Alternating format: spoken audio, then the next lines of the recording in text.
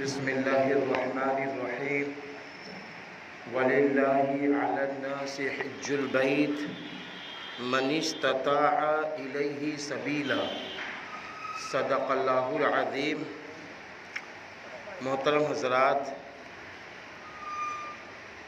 حج ہر اس شخص پر فرض ہے جس کے پاس اتنا مال ہو کہ وہ مکہ شریف جا سکے اور آ سکے، اور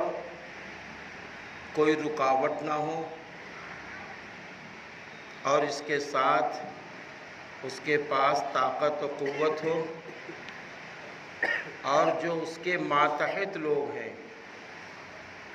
ان کا پورا خرچہ نکال سکے، ایسے شخص پر حج کرنا فرض ہے۔ اب اگر ایسا شخص حج نہیں کرتا ہے،